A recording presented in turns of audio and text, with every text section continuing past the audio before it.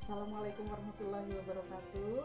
Bertemu lagi dengan saya, Ibu Asifinarti, yang akan mengajak kalian belajar IPA bersama-sama. Sebelum dimulai pelajaran, mari kita berdoa dulu menurut agama dan keyakinan masing-masing. Berdoa dipersilahkan. Selesai.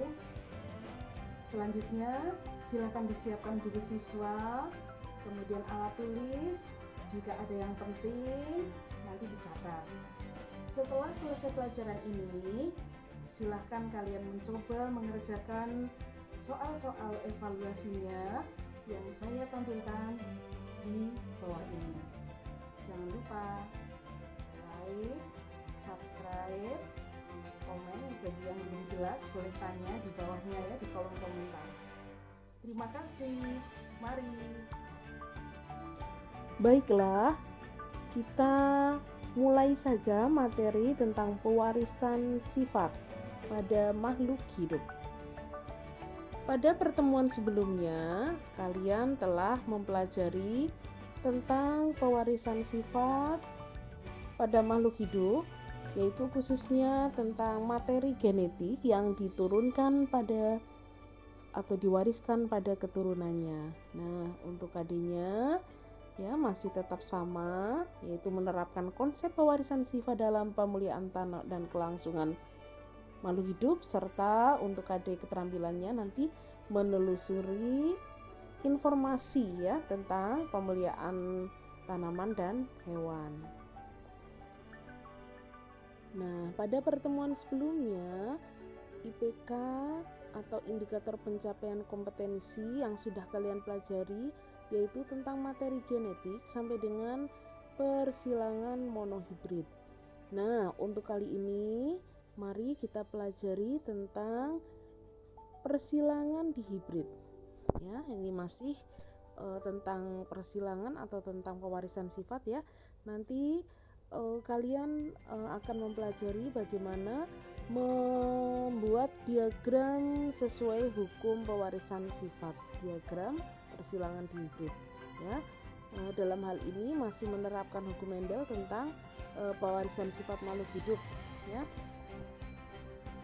Nah, masih ingat kan ya, berikut ini adalah variasi tanaman yang diteliti oleh Mendel ya.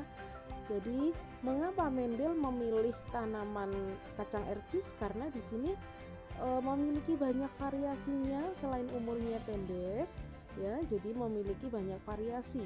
Misalnya warna bunganya, ada yang bunga ungu, ada yang putih ya, sama-sama kacang ercis tapi warna bunganya berbeda-beda. Demikian pula dengan tanamannya ya. Di sini ada tanaman yang bunganya di ujung, ada yang di samping ya, ada yang tanamannya tinggi, ada yang pendek, ada yang kulit buahnya keriput ya, warnanya hijau, ada yang kuning ya. Kalau yang seperti ini kulitnya ini halus ya atau mulus ya, ini warnanya kuning. Ada juga yang hijau. Nah, ada yang keriput kuning dan keriput hijau. Bijinya juga demikian, ada yang berbiji bulat kuning, ada yang berbiji bulat hijau, ada yang kisut atau keriput kuning dan keriput hijau. Nah, ini karena tanaman kacang ercis memiliki banyak variasi sehingga dipilih untuk diteliti. Selain itu juga tanaman ini cepat pertumbuhannya ya, jadi umurnya pendek. Seperti tanaman kedelai, padi itu juga pendek ya, hanya beberapa bulan sudah berbuah. Kemudian sifatnya kontras juga ini ya, memiliki sifat kontras, artinya bunganya ungu, putih, kemudian kuning dengan hijau ya. Nah, kalau di Indonesia itu tanaman pacar air misalnya ya, itu ada yang bunga putih, bunga ungu dan seterusnya. Nah, sebelum kalian belajar tentang persilangan dihibrid ya, tentunya kalian perlu mengenal dulu, memahami dulu bahwa gamet pada persilangan ini perlu ditentukan lebih dahulu ya. Nah, kita lihat di sini misalnya genotip yang memiliki sifat homozigot dominan. Masih ingat ya istilah homozigot? Homo itu artinya sama, zigot itu adalah calon individu baru ya. Kalau berarti kan zigot itu memiliki gen dari ayah dan gen dari organisme jantan dan betina itu kalau untuk tumbuhan dan hewan ya. Kalau untuk manusia sebagian dari ayah dan sebagian dari ibu. Kemudian di sini misalnya ya, B itu menentukan biji bulat ya. B itu adalah bulat, K itu kuning, lambang untuk kuning. Jadi misal ini dilambangkan dengan huruf yang demikian, ini namanya genotip ya. Untuk gen B itu bentuk bulat, gen K itu warna kuning.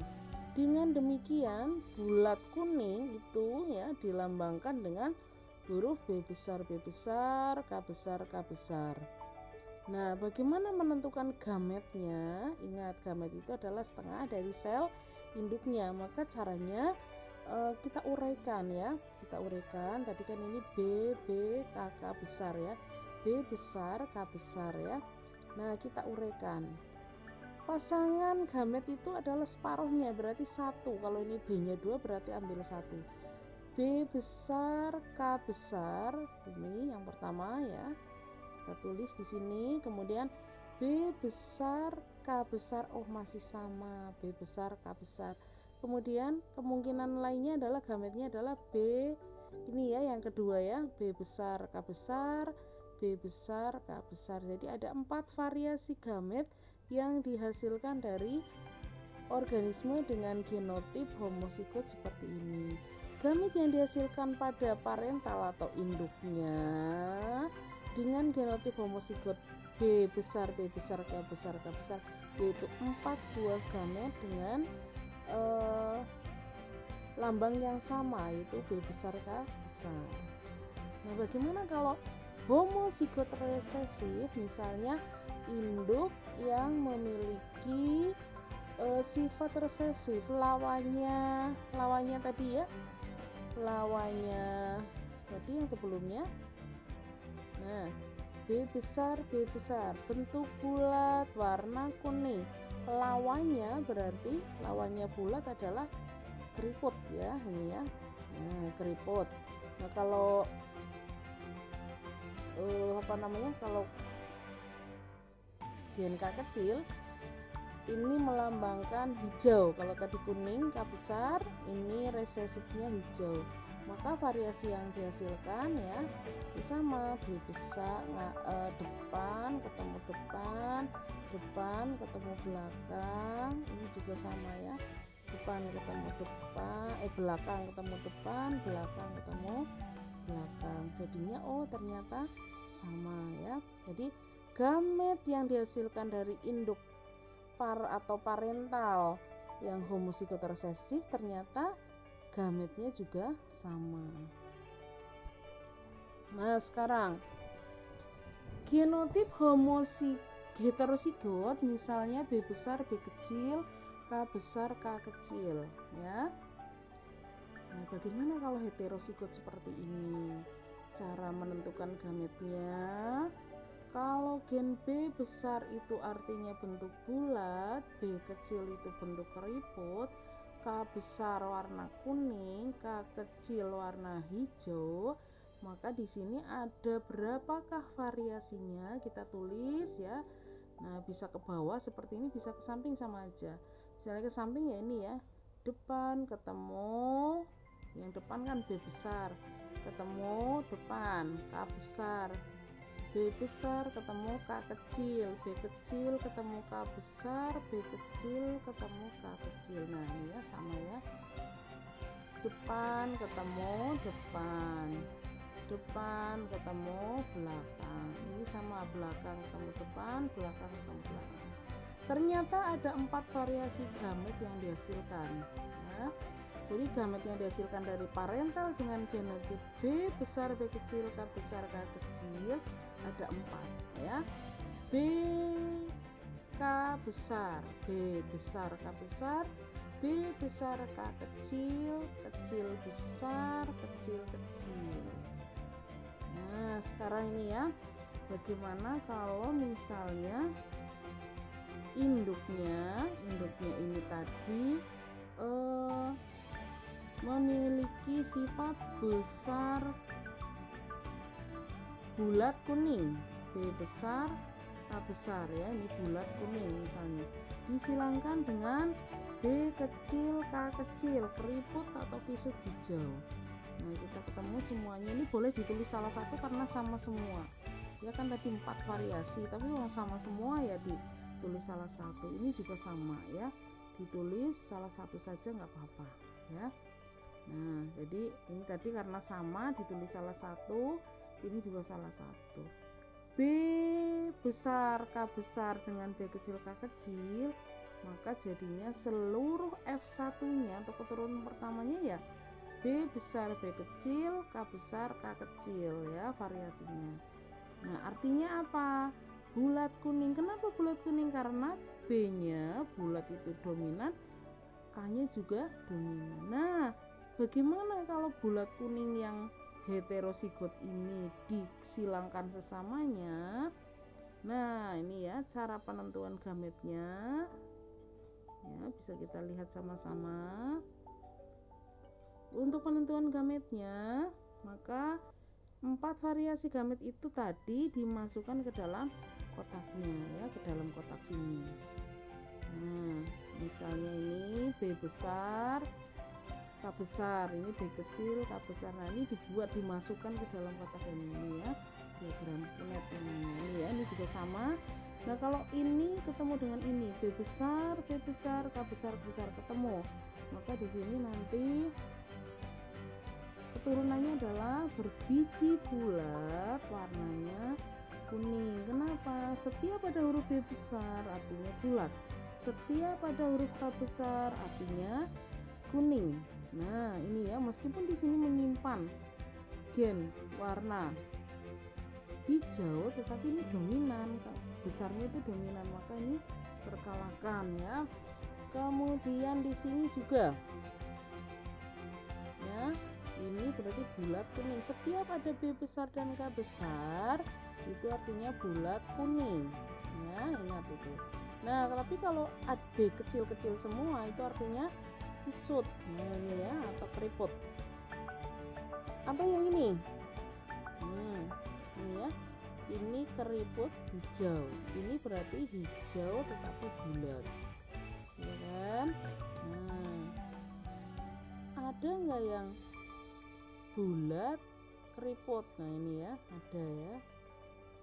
Nah, keriput hijau, setiap ada K kecil double artinya hijau, ini hijau ya. Nah, ternyata setelah dihitung yang hijau itu jumlahnya 3, 1, 2, 3 yang hijau bulat. Nah, kalau yang kecil kisut itu ternyata hanya 1 ya. Nah, ini kalau yang ini 1, 2, 3 ini sama. Ini berarti setiap ada K besar artinya kuning, kalau huruf kecil semua artinya hijau gitu ya. Hijau, K besar itu keriput ya. B besar kuning maaf, keriput kuning. Nah, berarti jumlahnya ada 3, ditulis ya. Jadi perbandingannya bulat kuning, ini yang ini bulat kuning dibandingkan dengan bulat tetapi hijau, ini 3, dibandingkan keriput kuning jumlahnya 3, keriput hijau jumlahnya 1. Berarti perbandingannya jadinya 9 banding 3 banding 3 banding 1, itu hasil persilangannya. Nah, ini kalau dibuat bagan persilangan tadi dihibrid seperti ini ya. Ini ya, cara membuat diagramnya seperti ini.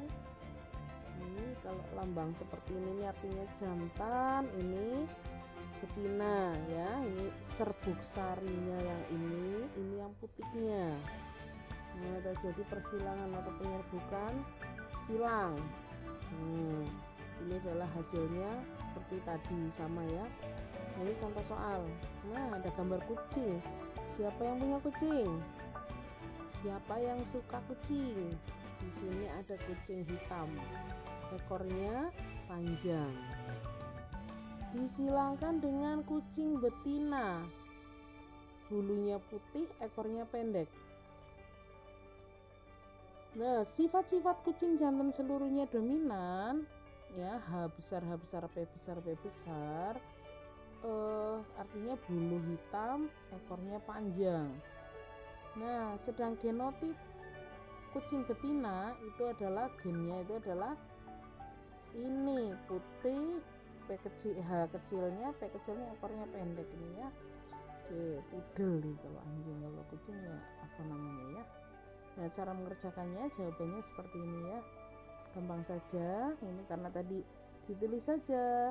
Tadi bulu hitam, ekor panjang, ini bulu putih, ekor pendek. Terus kemungkinan variasi gametnya kan depan ketemu depan, depan ketemu belakang, belakang ketemu depan, belakang ketemu belakang.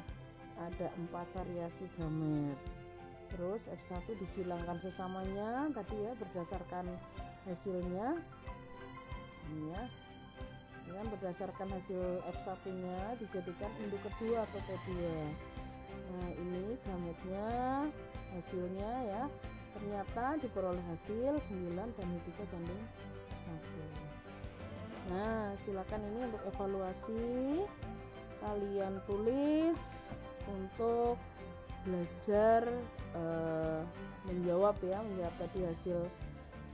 Untuk materi ini kalian juga bisa melihat di buku paket kalian ya, silakan dibuka tentang persilangan di hibrid.